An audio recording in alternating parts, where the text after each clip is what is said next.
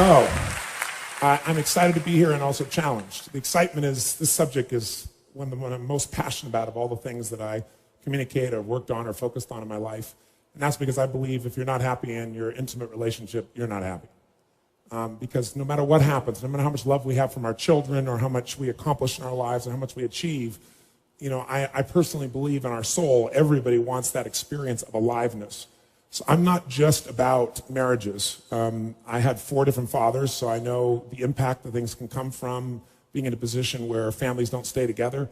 But frankly, I wouldn't have changed it. To see my mother miserable and unhappy, to stay with somebody, which is what she did with one of those relationships for 10 years, I wouldn't want to see her do again. So I'm not for the institution by itself. I'm not for the relationship. I'm for the people in it. And what I really believe, though, is it's a critically important institution, and I've supported it amazingly, but I want to make sure that the people within it don't just settle for being able to say, I'm still married. To me, that's not an accomplishment. I really don't. And I say that also because, that sense of aliveness affects your kids as much as anything else as well. And so I really believe that any relationship can be brought to love and passion again. But the challenge, of course, is that most people today have a perspective, an expectation, where the highest standard they have is not for themselves, but what they expect from their partner. And I think that's the number one reversal that has to occur in any relationship for things to transform. That as long as we're looking at what am I getting out of a relationship, then we're going to be disappointed, we're going to be frustrated, we're going to have challenges.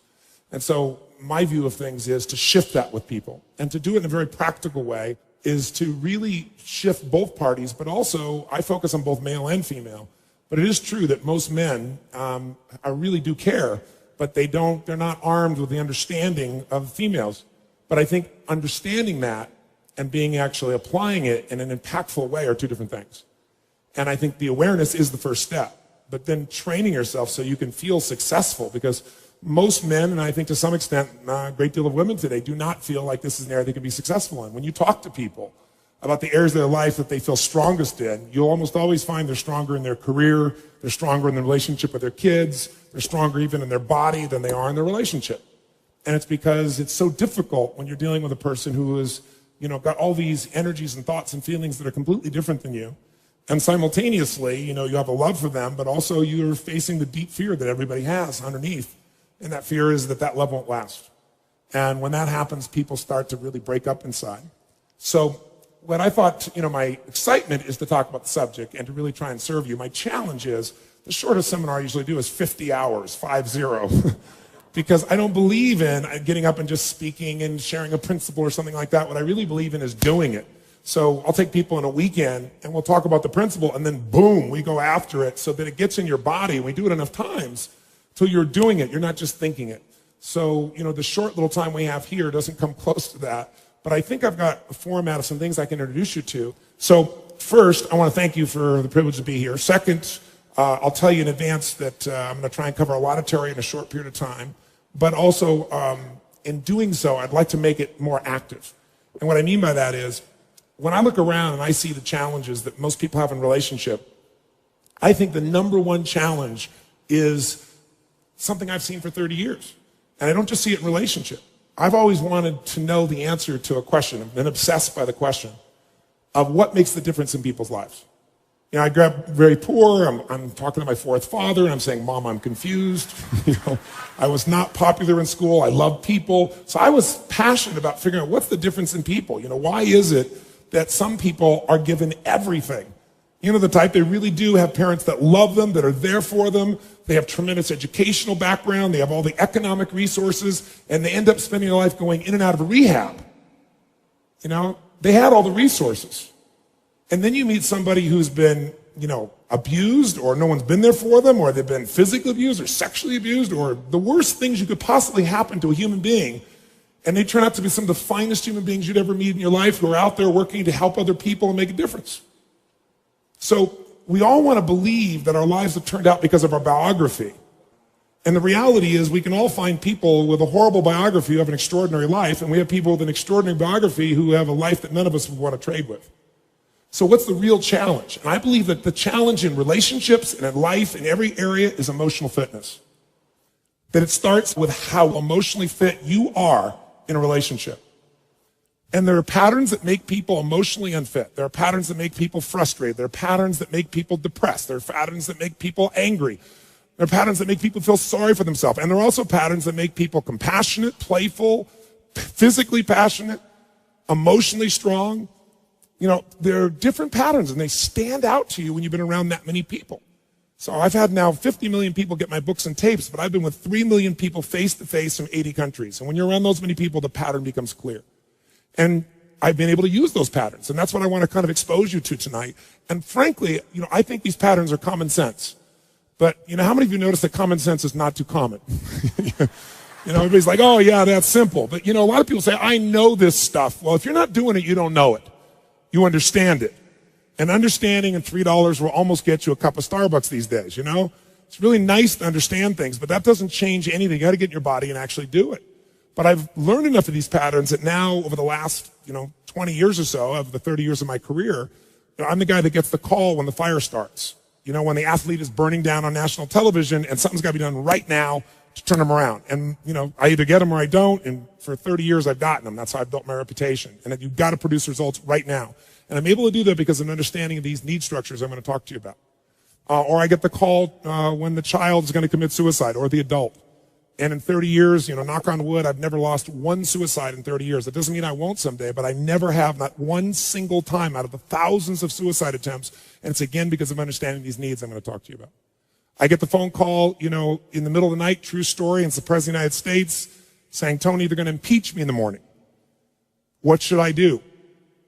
And I say, could you have called me sooner? True story, So in the experience of looking to make those changes and looking at how to change, same thing in relationships, couples that are gone, the films that I wanted to make with Chloe, I said, let's not make films with couples that have troubles. Let's make couples that look like they've gone beyond the edge. By anybody's estimate, there's no way to turn it around. Because by that extreme, when someone watches the film, they look at their own life and they go, oh my God, these people can do it. And they did here, I could do it too. That's the contrast we want. But the basis of all that I do comes down to knowing that the difference in your life, your relationship, your physical life, your emotional life, any aspect of your life comes down to this sense of psychological strength or emotional fitness. And what I mean by that is this. Let's go straight to relationship for a second. What is relationship really about? Intimate relationship. Well, other than a friendship, the only difference between a friendship and an intimate relationship should be intimacy, which is why we call it love and passion. So just hanging out together for the sake of the kids is not something we're talking about here. Now, if you're going to have that incredible relationship, it's all based on emotion. It isn't based on logic. When you fall in love with somebody, you don't make a checklist and go, I like this, hate that, this is good, hate that, this is good, don't like that. How do you fall in love? What do? You focus on every little thing you could possibly like or love about this person, and you fully associate to it every way, and you tell all your friends until you make them sick, right? And you're talking about him, you think of those person, I love when she does this, I love when he does that, that's an amazing, and you're talking about him, you're thinking about him, and you put whole bottles of cologne on, and in the middle of the night, you take extra showers, middle of the night, you're thinking about him, you call him up, it's 2 o'clock in the morning, and you go, I was just thinking about you, sorry to call so late, but were you thinking about me? And they say yes, and you're like, ah. Who's been there? Raise your hand and say, I. Yes. Now, if you're not raising your hand, we really have problems for you at this stage, right? So what's interesting is that experience, how long does it last? That was really a long, quiet answer to that one. Can it last forever? Yes or no? Yes or no? Notice I got people that work with people in their relationships saying, no, that's not encouraging. Yes, because many people in this field think, oh no, that's a phase in the relationship. That phase, where everything is just la la la beautiful, and having that expectation is, that's what's wrong with people. They need to lower their expectation and get realistic about marriage. That is not what it's about. I want to tell you something. I've spent the last 20 years of my life interviewing people that are having amazing relationships, who've been together 20 and 30 and 40 years, and they don't just hang out, they love each other, and they're passionate for each other. Passionate. I interviewed a couple who came to one of my seminars. It wasn't a relationship seminar. And they're at one program I call Date with Destiny that I do. It's a 6-day program. And for 5 days in a row, this couple sat in the front row. He was 92 years old. She is 89. And they were playing so full out. I mean, so full out. Because my seminars are not about just sitting and listening. We do stuff. But during any break or sense of a break, they were touching each other, holding each other, and it was getting out of control. It was like, get a room. And so, it was really tough, and they kept me in the front row. I was a little distracted here, So finally I stopped everything I was doing and I said, I want to interview you two. Come up here on stage. And I brought them on stage, got 2 chairs, and I said, I want to understand something. I said, you guys have been married how many years? 52 years. That's amazing. Now, clearly you love each other, but it appears you also love each other. And they said, oh, yes. And I said, you guys seem to have a lot of passion for each other. And they both said, oh, yes, of course. I said, what's the secret to your 52 years? And the lady said, well, you can't just love, gotta touch. And everybody cracked up, you know. And I said, well, so you still at this age have great physical passion? They said, of course. And he said, oh my God, I live for it. He's 92, right? Right? And I said, well, what's the secret to your physical passion? And she said, well, we try anything once, and if we like it, we do it again. I thought, okay, that's good.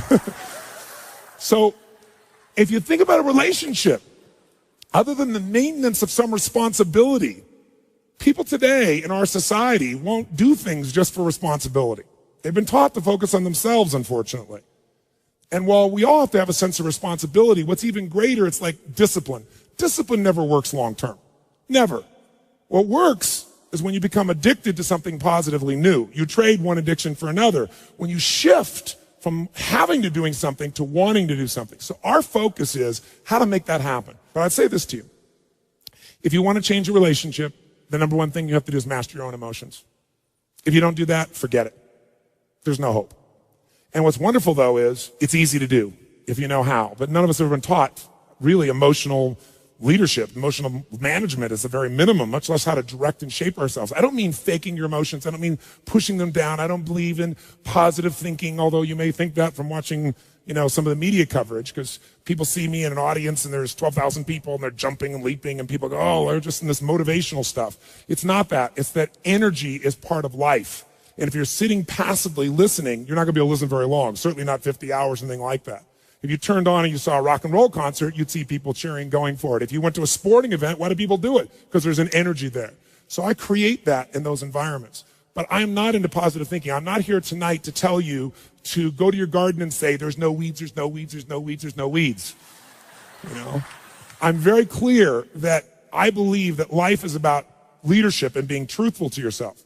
And so I believe, number one, that the mandate for any great relationship and the mandate for anybody to lead their own life and not be a follower is you got to see things as they are, but not worse than they are.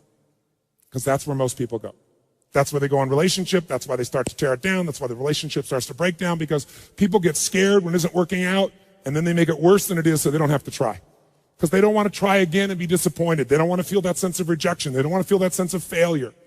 So most people make it much worse than it is. People tell me all the time, oh, I'm skeptical or I'm pessimistic. I said, no, you're gutless. It takes no guts. It takes no courage to be a pessimist, to say it's not going to work, to try to find out what's wrong. What's wrong is always available. It's always what's right. So I'm not into positive thinking, but I am into intelligence. And intelligence says, see it as it is. Don't make it worse than it is. I mean, people all the time say, my problem is I'm big bone. No, you're freaking fat. Tell the truth. You know, what is this big bone story? You know, the only way it gets better is if you can see how it is. Don't make it worse than it is. Don't try to make it so it's impossible to change. That's not true. It's not true at all.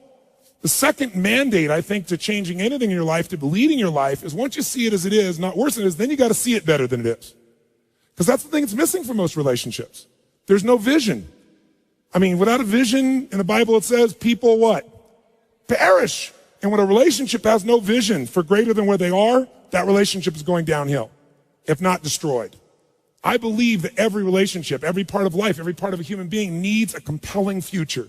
If the future's not more compelling than today could be tough, but if the future's compelling, we can get there. And that's what every leader does. And every one of you in this room, and I know some of you are here, I guess, from the general public as well, just for your own relationships, I really acknowledge you for. But I know that you're from the military here, I know the therapists here, people from all walks of life. You're all leaders. What's your job? To lead. Your job is to help people see it as it is, not worse than it is. What's your job? Help them create a compelling future. See it better than it is, so there's a reason to give my all again. Otherwise, there's just no juice. There's no energy. Why? They'll go through the motions, complain with each other, not really believe it's going to work, and nothing will change. And then finally, the third step that we've all got to do if we're going to change our life or anybody else's is make it the way we see it. And that's where strategy comes in. I try to take things that are complex and make them as simple as possible. I've noticed most people in the psychological world try to make it as complex as humanly possible.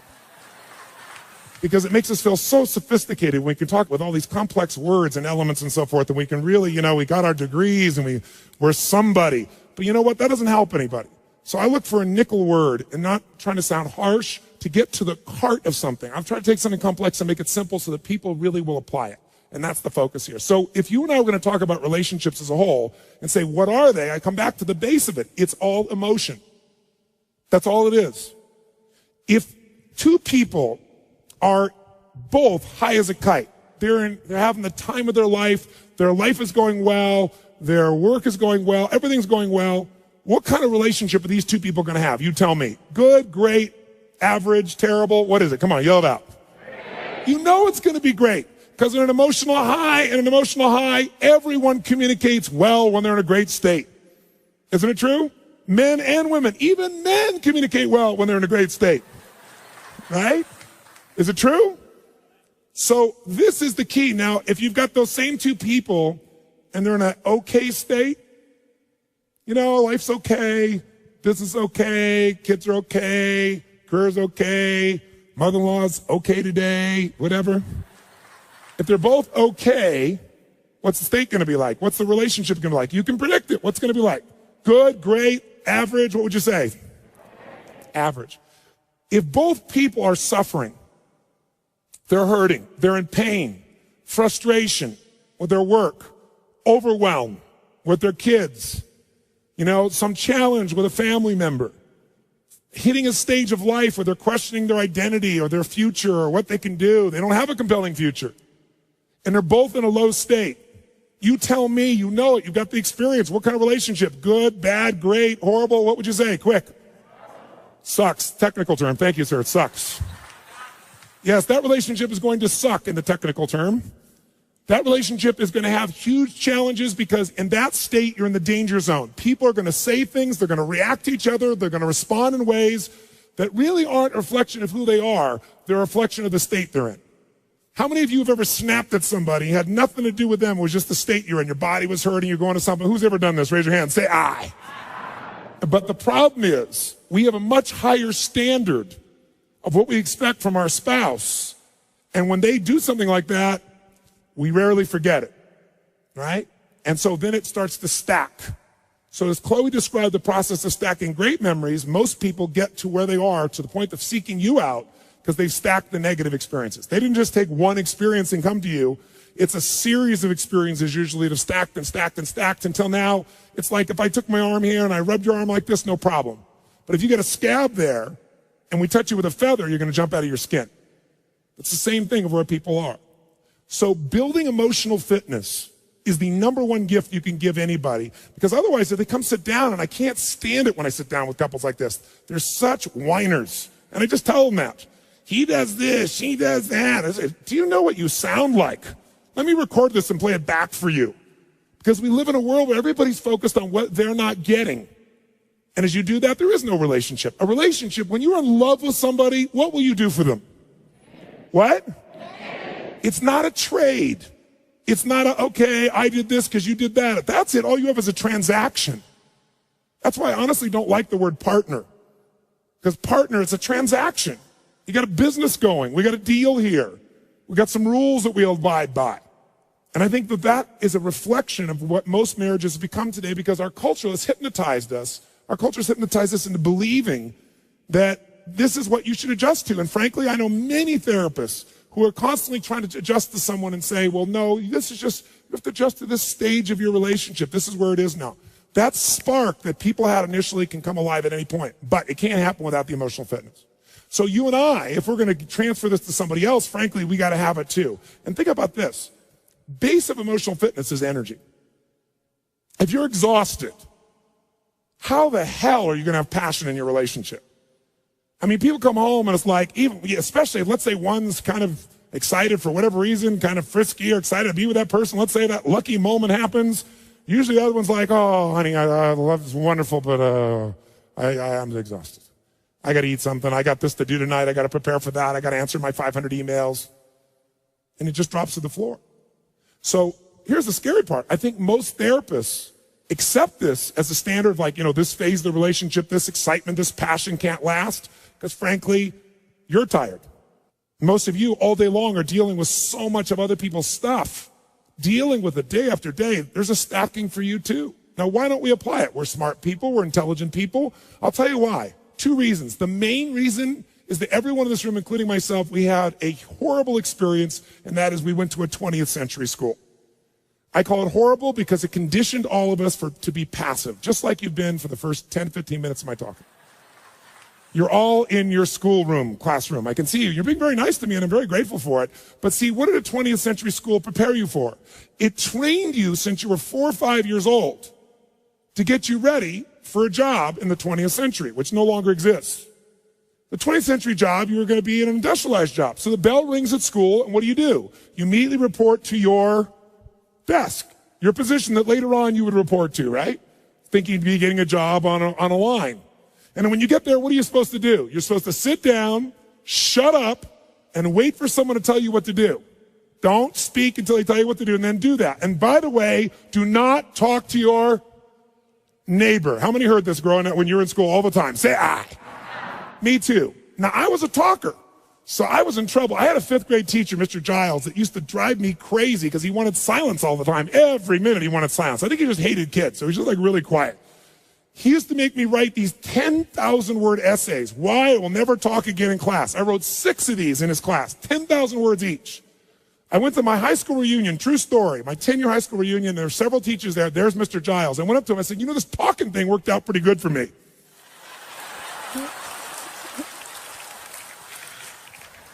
Here's my point, though. My point is we've all been taught to passively take in information, right? So as you're sitting here right now, even if you're having a good time going, well, this is interesting, or this makes sense, or man, he has big teeth, or whatever you're thinking inside your head, if you're sitting here and you're passive, even if you're having a good time, the state of mind you're in gets linked to what you're learning. That's why when I'm working with people, if they're passive, they listen, even if they agree with you. Yeah, that makes sense. Yeah, that's really good. They get linked to that state. So later on, they feel equally inspired about doing it. Yeah, I should probably do that. Yeah, I should probably move that. So today, if you don't talk to your neighbor, you're out of business. Today, if you wait for someone to tell you what to do, it's over, especially in a relationship. If you're going to make anything happen today, it has to be completely proactive and different, and yet we're all still hypnotized. So I'm going to ask you to try something new, and that new thing is this. When we're doing this seminar right now, and we take some information in, if you listen to me passively, research shows you'll remember less than 10% of what I said within 3 months. In fact, some studies is less than 30 days, which basically means you wasted your night, and I did too. If you listen and take a few notes, research shows even if you want to read the notes again, it goes up to 40 to 50% retention. Because just the physical act of writing it down drives the groove deeper in your body. If you listen and you take notes and you physically actively use your body, it goes up to 90 to 95%. That's like if you yell back the answer, if you engage your nervous system, because the groove goes into an active mode, not just a deeper memory. So I'm going to ask you a couple things. One is if I ask you a question, if you would, yell back the answer. That's not so we have a rah-rah session here, because as I told you, I don't believe in positive thinking, but because it'll go deeper and your energy will be higher. How many will do this? Say aye. All those opposed?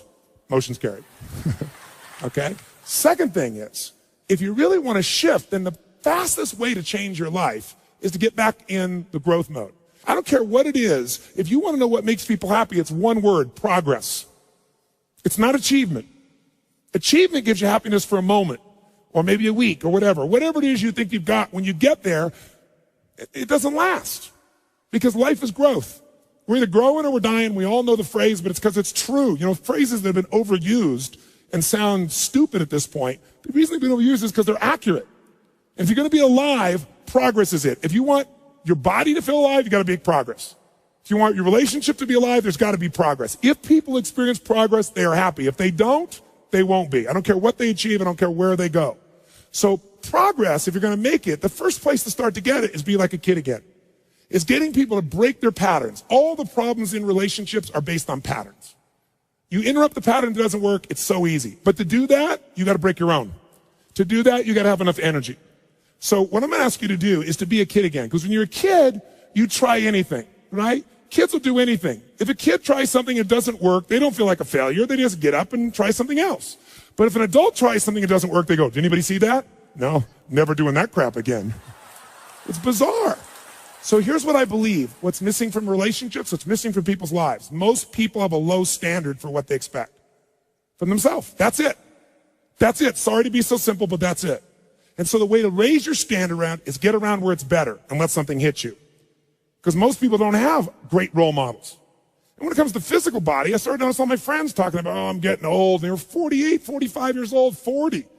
So I decided I'm going to spend the next year interviewing people that are over the age of 65. I'm going to seek them out and find them who are role models for me because I want people over age 65 that are extreme athletes that are performing better than 25 and 30-year-olds. Because I'm going to find out what it is that makes them tick. Because that's what I want. I want a long, passionate, extraordinary life. So the first woman I found, 72 years old, Sister Madonna, Catholic nun who did not exercise in any consistent way till she was 40. At 40, she was getting a little plump and decided she was going to go for a little walk. And each day she walked a block further. Within a year, she was running 10Ks, and then all of a sudden, marathons. And from the age of 40, picture this, to the age of 72 when I interviewed her, over those 32 years, she ran more than 350 Ironmen. Now, I mean, this is unbelievable. I want you to picture this. Waking up on your 71st birthday, you fly to Hawaii to celebrate your 71st birthday. You wake up that morning and decide the way you're going to celebrate your birthday is to run an Ironman. So you get up in the morning, you're 71 on your birthday, and you run a marathon. Then after your marathon, you go for what, a 2.5-mile swim. Then after that, you jump on your bike for 100 miles. Now picture this, you're at mile 45 roughly, and you are passing 35-year-old men. Better yet, pretend you're the 35-year-old man that a 71-year-old woman is passing.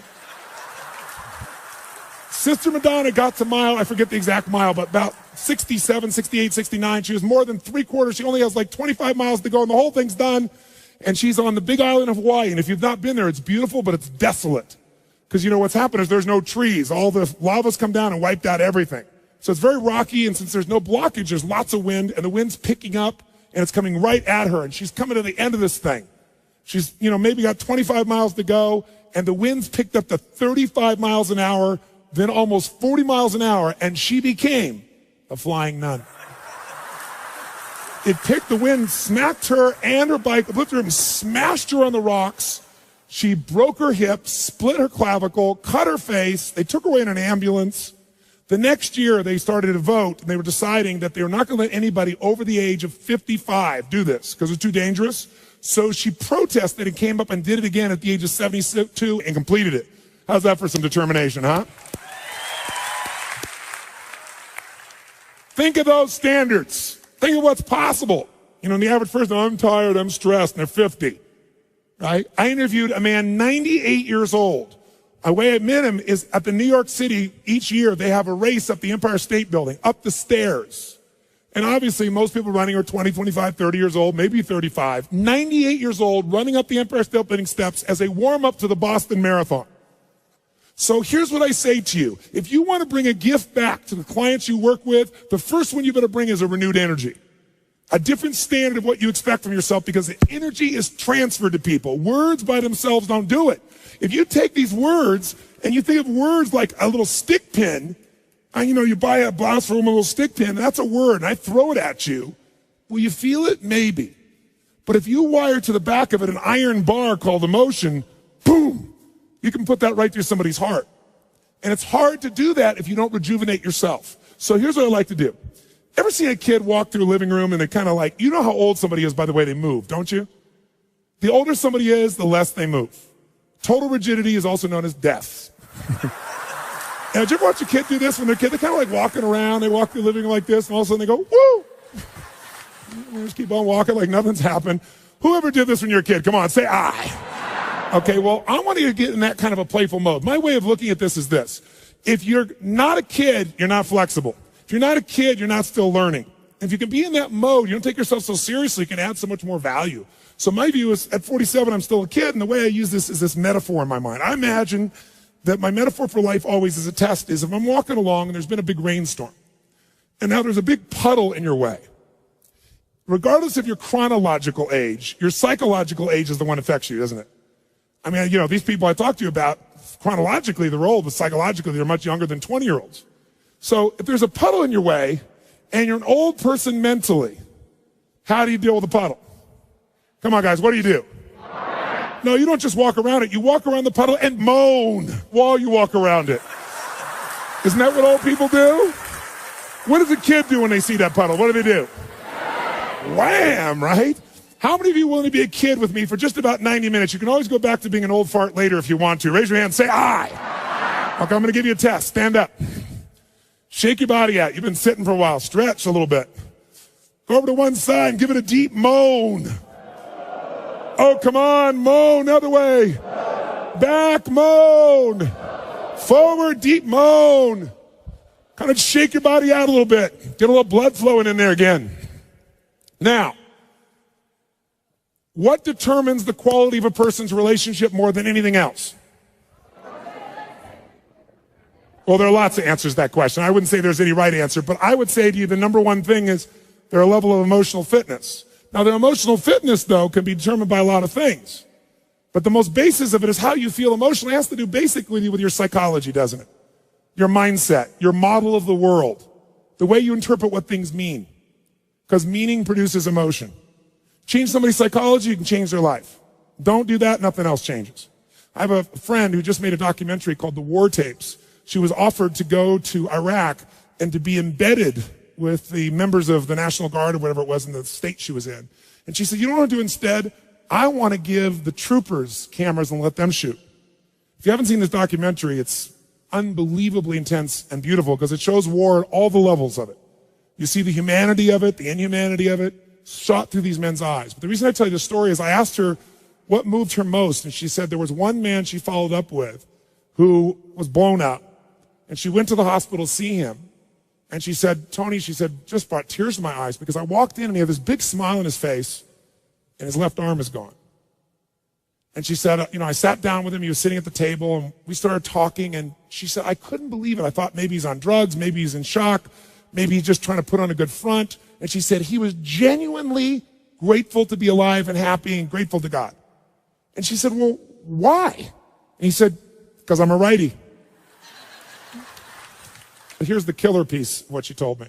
She said they talked for an hour and a half. She said she left feeling stupid about the things she feels bad about in her life and feeling so grateful she'd been with this man. And at the end, he pushed away from the table and he had no legs. He lost his legs and his arm. All he mentioned was he's a righty. Didn't even talk about the legs. So most of us are unfit emotionally, which means something in our psychology has made us weak. Part of it is, how do you build the muscles, push through difficult times? And most of us today in our society, what we think is difficult would be somebody else's idea of the greatest dream on this earth. And people have forgotten that. And so they get bitchy and whiny and complaining about the littlest stupid things. So we got to start with ourselves. So let's learn about your psychology first, shall we? Let's do a little test. Pull your hands out like this. And when I say now, bring them together like this. When I say now. But I like people who anticipate. That's good. Ready? Now. Ready? Now. Ready? Now. Keep your hands together. Extensive psychological research over 35 years has shown something interesting. Just like in relationships, we develop patterns we're not even noticing. Like no matter how many times I pull your hands apart and bring them together, you'll usually have the exact same thumb that you'll drop on. If your left thumb is on top of your right thumb, research shows that the driving force in your psychology is the desire for sex and you're an incredible lover.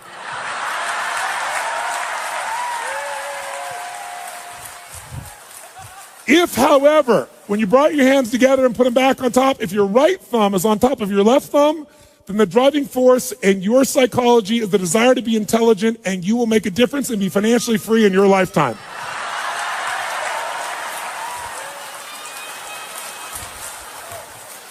Check out this man. He's got a thumb fight. Do I want the sex or the money? The sex or the money.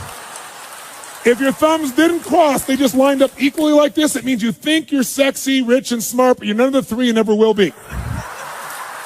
This has nothing to do with anything, just making sure you're awake. Okay, shake your body out. Okay, how many agree that if your emotion is high, you can deal with stuff a hell of a lot better? Say aye. How many agree in a relationship's a hell of a lot better when you're high? Say aye. Good. Then let's see how to go from high to low and how you do it. Because the illusion is something makes us feel a certain way. But the truth of the matter is you could say, they said this and it pissed me off. Well, somebody else could have said it and it doesn't piss you off. So all it is a belief about how to respond. But the emotion itself, you trigger. Even good emotions. If, like, you kiss somebody and wham, Mr. Happy comes to full attention, you're so excited. Where does that feeling come from? Does it come from wet tissue touching wet tissue? You know, if that was true, kissing your dog would excite you. It's because you have a belief in your head that someone who's shaped like this, someone who shares the same spiritual values as you, somebody who kisses me like this, wham, I feel like this. But if they're not spiritual like me, or if they're shaped like this, or they kiss like this, you go like this. It's a belief system. Emotions at their rawest form are always available. And we do emotions. They don't happen to us. And that's the lesson we want to get in our bodies and we can teach our clients. And here's what I want you to see. Emotion is created by motion. Emotion comes from the way you move. If I said to you there was a depressed person behind curtain number 1 over here, and for a $100,000 donation to your favorite charity, if you could describe their physical body without even seeing them, I know you could do it. Tell me, what's their posture like? Quick. Nice and loud. What is it? Where's their head? Where are their eyes? Breathing full or shallow? Muscles in their face, up and tight or slack? Now, how come, 2,000 of you all agree? Because you've practiced this crap before, haven't you? Now, if you take somebody like that and you change their physical body, that's what science shows today. You just radically change their physical body. You change their biochemistry like that. It's not a fake thing like hiding your emotion or pretending to be happy. A radical change in the body produces a radical change in emotion. So let's do a subtle little test for this. I want you to shake your body out. And here's what I want you to do. In a moment, I'm going to ask you to approach 5 or 6 people as quick as you can, next minute or two, and introduce yourself to people. But when you introduce yourself to them, I want you to do it in a very specific way, in a very specific state of mind. I want you to greet people as if you feel like meeting them is a total waste of your time. Like they're scum, why do you have to meet them? So it might look something like this. You, sir, come here. Come here. What's your name? What? Frank. Frank? Bill, get out of here. Okay, now, as therapists, and this will be very difficult, many of you go, I can't be mean. But what I want you to do is deliberately put yourself in a state where it's a way. Who here has ever been pissed off or frustrated? Raise your hand and say, I. I want you to deliberately get in this frustrated state like it's a waste of your time. And the reason I want you to do this is I want you to notice not only how somebody greets you and how it feels, that's obvious. I want you to notice what do you have to do with your body to go, if you really do this legitimately, where you put yourself in a state where it's a waste of your time, it's frustrating, you're a little pissed off. What are you going to do with the muscles in your face to get in that state of mind? What happens to your breathing to get in that state of mind? How do you have to change it? How do you move? What gets tense in your body? Do you go straight towards them or do you hesitate? Do you talk loud or more quiet, fast or slow? I want you to notice the physical things you have to do to go in this state. Now, if you don't do this, like if you just do it kind of half reared, then it'll be like, why are we doing this stupid exercise? Be like a kid, not like a boring adult. So stay in state, notice what you do, total waste your time. You got 1 minute, go. Meet as many people as you can, go.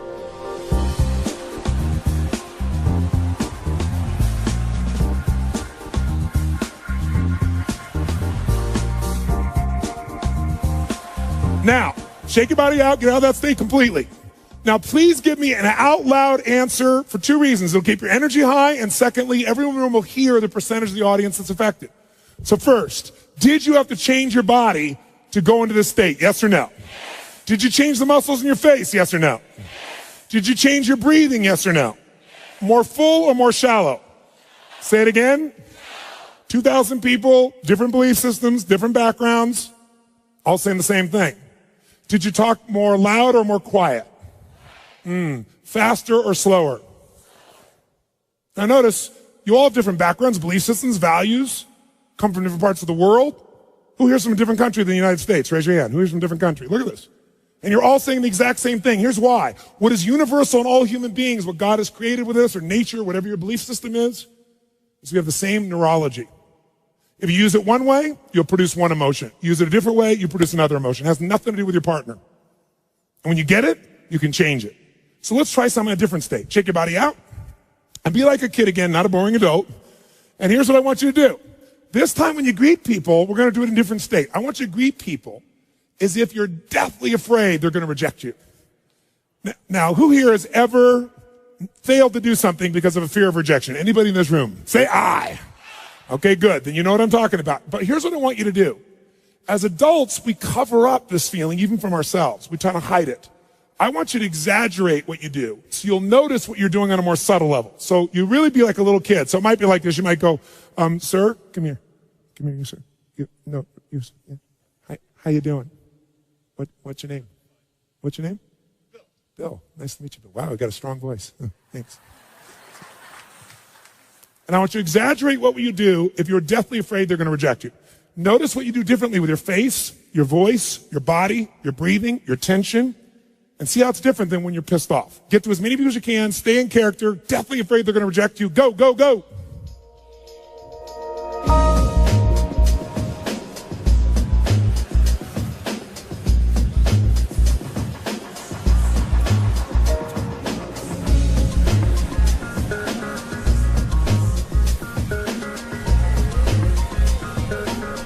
Give me an answer nice and loud, please, so your energy's high and you hear it.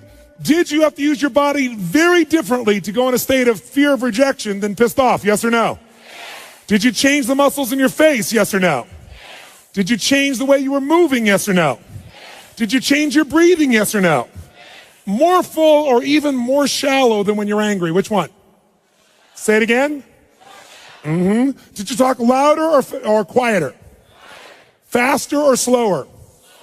Again, 2,000 people roughly all saying the same thing. Interesting. Because in order to feel a fear of rejection, you got to do something in your body regardless of what somebody says. It's something you do. It doesn't happen to you. Let's do one last one. Shake your body out. Try a different state. This time, I want you to approach people as if whether or not they like you or not will determine whether or not they do business with you or not, which will determine whether or not your children eat next week. In other words, if they don't like you in the first 3 to 5 seconds of meeting you, and people would never make such a judgment so quickly, would they?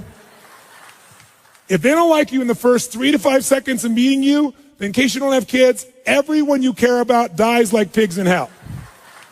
It's that important they like you. Let's see if you use your body differently. Ready? Go, go, go.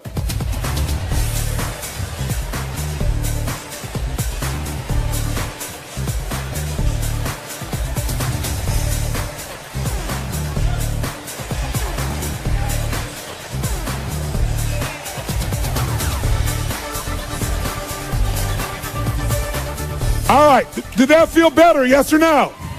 Yes or no? Did you use more of your body, yes or no? More of your face, yes or no? Did you breathe more full or more shallow? Did you talk louder or quieter? Did you move faster or slower? Did you hesitate or go straight for them? Did it feel good? Why? Because emotion is created by motion. If you use more of what God has given you, you will feel more. But most of us have learned to shrink how we use our bodies in the cultures we live in today. Most people's idea of exercise is fill the tub, pull the plug, and fight the current. People get injured typing today. Ooh, that hurts. Scary. Use your body, you will feel more alive. And the same thing is true with these couples. Now, was that the best greeting you're capable of giving another human being? Yes or no? Some of you are saying yes, most of you are saying no. Let's review the exercise. I said if you don't give your best, everyone you care about dies like pigs in hell. And you still didn't give your best? We need to talk. Listen, if you said no, I respect you because you were honest. Because whenever we say we've given our best, it's always a lie. Because whenever you get there, what do we always discover? There's another level. Every 4 years for centuries in the Olympics, what happens? People run faster, they jump higher, they lift more weight. Every 4 years for thousands of years. How has this happened? Drugs, that's how. No. No, that was just a recent thing. The point of the matter is, whenever you get to where you think your best is, it opens up another possibility. And this is what couples have to see. They think they've already had their best days in the beginning. And some of us have been guilty of encouraging or agreeing with that. And that's the worst thing you could possibly do. This idea, when I first started coming out doing the things I was doing, I'll never forget, The attacks on me was, he's raising people's expectations and they're going to be disappointed. I hope the hell so. Disappointment. If you don't have a higher expectation and get disappointed, you're not going for anything. You're not alive. And besides, that disappointment will either drive you or crush you. You get to decide which one it's going to be. Absolutely. So, since that clearly wasn't the best one you're capable of giving, we have to take up one more level. You say, what are we going to do, get naked? No, no, no. This time what I want you to do is I want you to greet people like they're your long-lost lover or best friend. Like, oh my God, look, it's Mary. Look at her. Oh my God, there she is. Ah! I want you to greet people like your long-lost lover or best friend. Ready, go, go, go.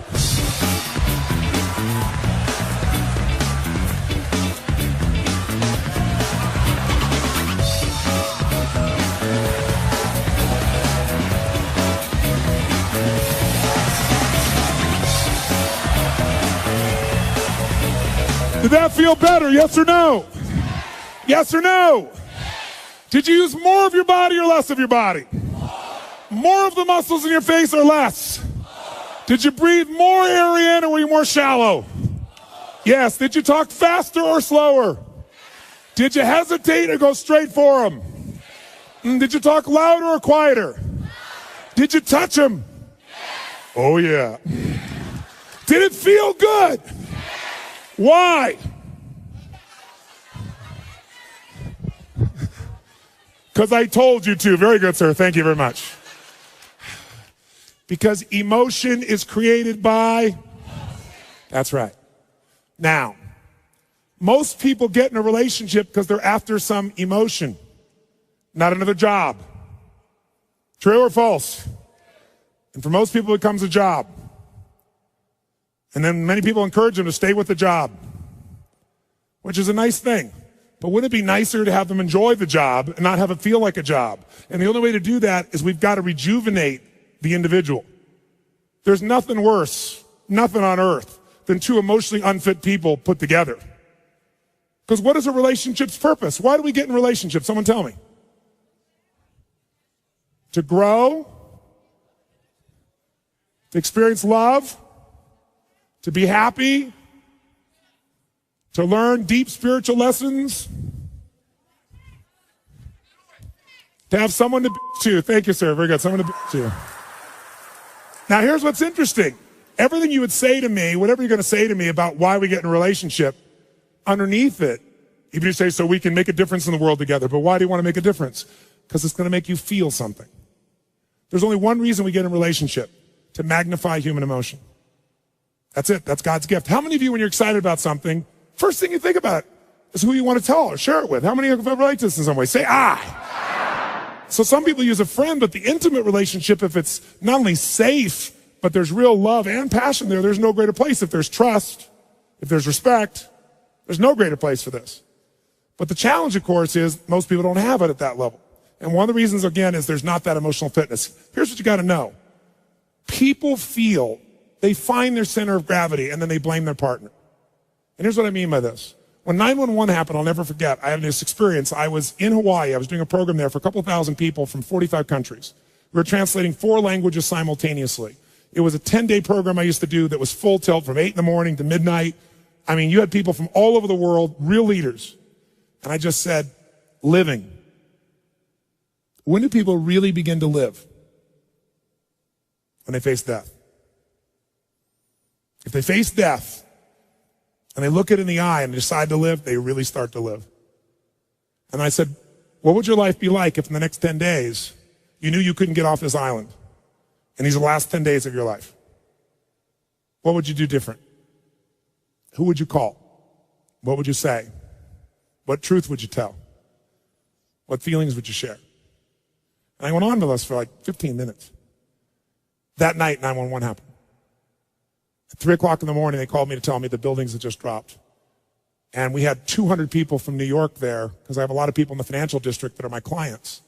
And there were at least 45 people we knew immediately that had lost their entire company, all their friends, family, their husbands, their wives, instantaneously. 3 o'clock in the morning, you go outside, and it was pandemonium. Because you got people from all these cultures. Every religion was represented in the room. And so outside, there were people that were crying uncontrollably because they knew the end times were here. There were people out there that were fighting because some people were celebrating. I mean, it was brutal. No one thought I'd get everybody in the room. I got them in the room, and I said, today is about emotional mastery. That was the scheduled portion of that day it was supposed to be. I said, and this is the real test.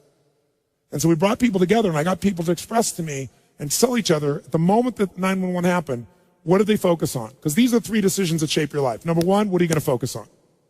Right now while I'm talking, you're making a decision what to focus on, and it's what shapes your life. It shapes every relationship. It shapes your entire destiny. Are you focused on what this is going to mean to your life?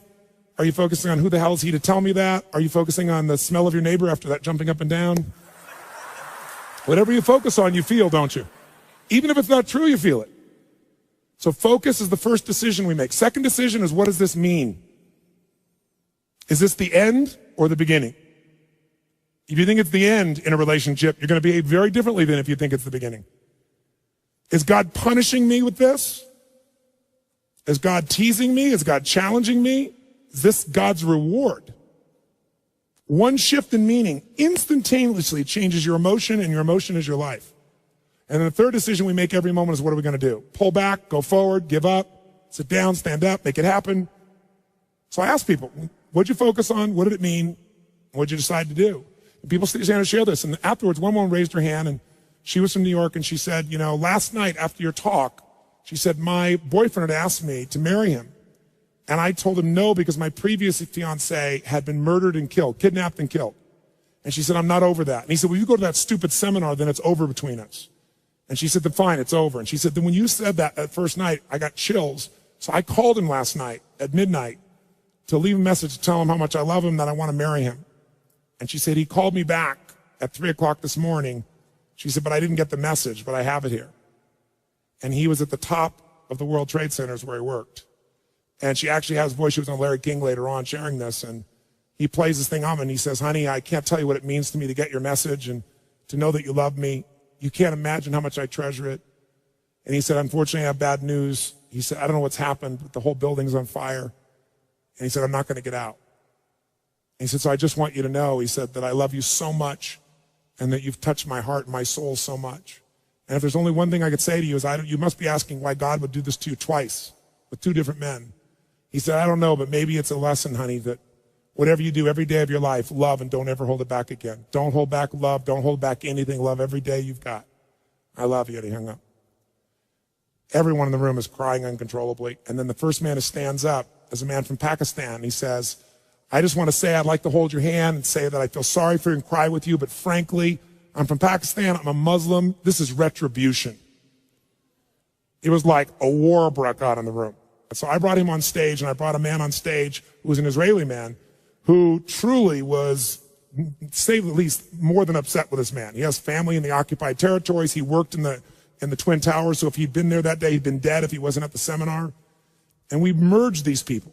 But the biggest lesson I got, and they became friends, and they worked together for peace, and it's been, 5 years, whatever it's been now, 6 years. The bottom line, though, is this. I noticed something that day. Angry people got angry. Sad people got sad. Worried people worried. Loving people loved. This one woman was so pissed off, so I went around and asked her about things. She wasn't from America. She knows no one in New York City. This didn't affect her in any way, and yet she was raging about this thing. I said, you just get pissed off all the time. You use rage all the time. And she kind of smiled and goes, well, it's kind of like jet fuel. I brought up this woman who worked in the hospitals in New York, and she was guilty that she wasn't there to help people. But as you dig underneath, she always finds a way to be guilty. Here's my point. People, how many of you know somebody who always finds a way to be pissed off no matter what happens? How many know somebody that say, I? And how many of you know somebody that isn't funny, but they think they are? And they laugh so hard at their own jokes that you find yourself laughing too. How many got somebody that say, I? Who do you want to be with? Not hard to figure out, is it? Emotions are a habit. And when we go to relationship, all we do is magnify them. And then we find reasons to back them up. Those people use 911, as horrible as it was. I said to them, all of them, you could be feeling this sad. You're going to feel this sad, as horrible as it is that 3,000 people died. Guess what? 4,000 people die of cancer and heart disease every day in this country. And they're men, women, children, aunts, uncles, mothers, and you're not sitting around crying about them every day. Why are you so selective in your compassion? Because what we did is focus on it, and then people use that to produce an emotion. That's what people do in a relationship. You want to change a relationship? Change the primary emotion that person lives in. You want to do that? Retrain their body is one way. Only one. I'm going to give you a couple, but that's one. And the best way to do that is only if you can done it to yourself. So let's take this up one notch. Shake your body out. And notice if you sat down already, that ought to give you a clue that energy may not be at the high top of your list. Okay? It's like, oh my God, let me sit down and get comfortable. I'm not being critical of you, but just notice if you went for the path of least resistance, that's not signing up real well for your ability to transfer that to somebody else. So, but it's a new muscle, so let's use it. Let's do this. How many of you'd like to have more joy, more excitement, more passion, more ecstasy in your life right now? Raise your hand, say I. And if you really want it, you got to do it. Because emotions don't just hit you, they are triggered, and you can trigger them through motion. So here's what we're going to do. Shake your body out, and in a second here, we are going to shake this building with our energy. What I mean by that is, we are going to celebrate for no good reason. And here's why I say that. You don't need a reason to feel good. Why do you have to justify feeling good? And if you think that's weird, think about this. Most people don't need a reason to feel bad. Isn't it true? How you feeling? Like crap. How come? Woke up. And people go, I understand. But if you say to somebody, how's it going? I feel so good. How come you feel good? I don't know. I just feel good. Take that guy to the funny farm.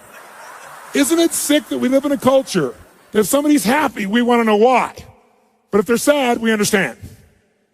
That's where it is. So we got to change that pattern. So here's what you're going to do. Most people in our culture never celebrate anymore, and a relationship without celebration is a dead relationship.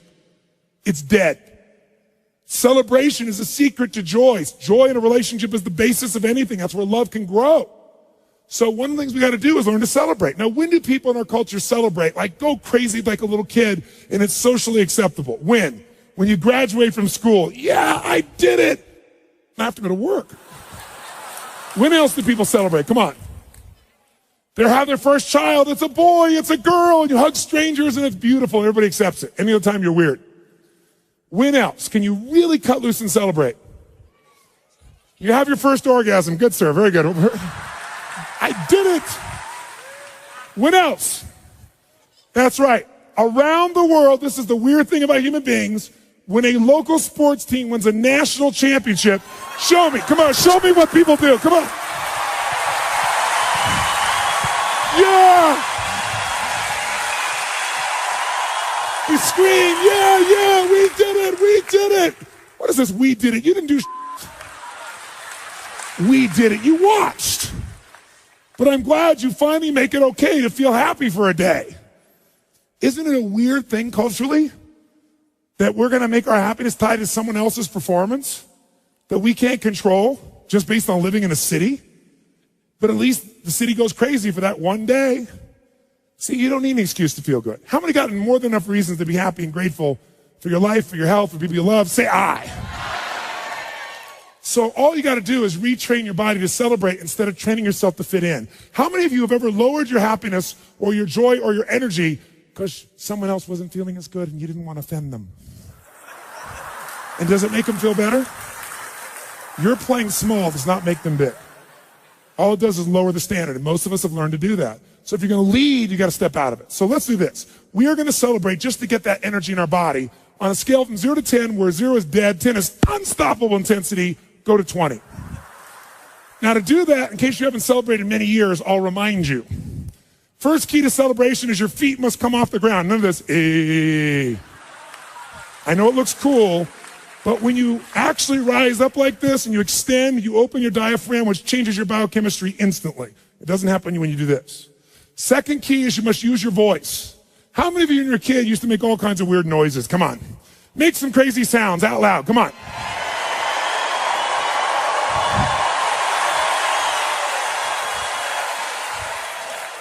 I got a question for you.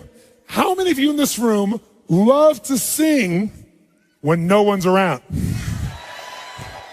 You're in your car, you're singing, you're rocking. You get to the stoplight, you're still singing, rocking. You look over, the person in the car next to you is staring at you like this. What do? You quickly pick up your cell phone, act like you've been talking to someone. Why do we sing even though we don't sound good? Why do we like it? That's right, because emotion is created by, and to sing, you have to move parts of your body you don't normally move. And if you don't use it, so we like it even though we don't sound good. So when you're celebrating, you're going to extend and you're going to make sound like crazy. How many want to go for it? Say I. Then your job is to outdo the old person next to you with your intensity. We're going to clap. We're going to clap till we get to 3, and then we'll do it. 1, 2, 3, go! That's it! Come on! Come on! Use your voice! Get a high five from the people around you. Grab a seat. If you feel better than before, make a fist and say yes.